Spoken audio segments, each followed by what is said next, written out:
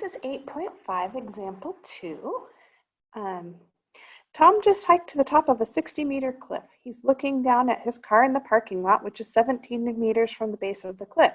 If Tom's eyes are 2 meters off the ground, what is the angle of depression from Tom to his car? So always draw a picture to support your thinking. So here's my cliff, and here's Tom at the top of my cliff. So the cliff was 60 meters and Tom was 2. So my whole height right there is going to be 62. Okay, that's from Tom's eyes down to his lovely car.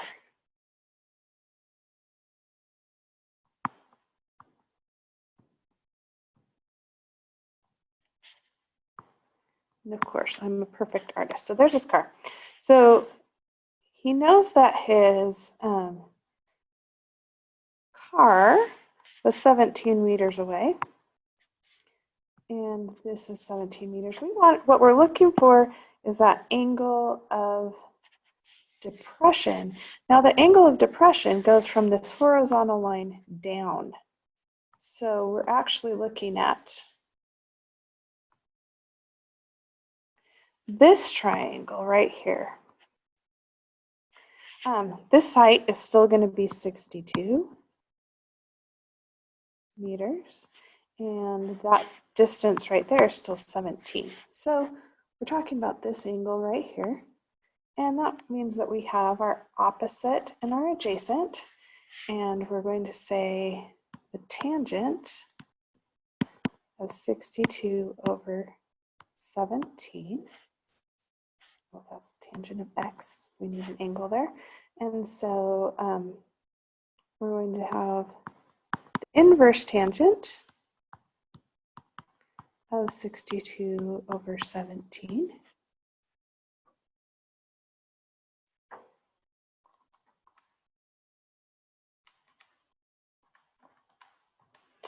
And that is about 75 degrees. Okay, feel free to go ahead and pause the video and do the try it, and come back when you're ready.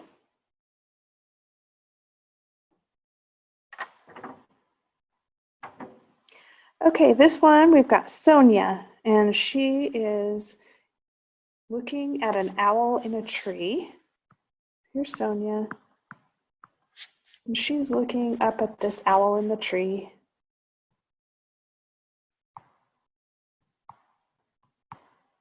That's my little owl in the tree. Here's his feet. Okay, she's looking up there. And of course, there's the horizontal line, and we want to know where she is. So it says she's using an app that tells her the direct distance along her line of sight from her to the owl, and that is 78 feet. Okay. And she is standing 31 feet away from the tree. And we want to know the angle of elevation. So we don't really care how tall this tree is, but we do want to know what is this angle of elevation right here. Well, in this particular case, we have the adjacent and we have the hypotenuse. So if I have adjacent and hypotenuse, that's the cosine.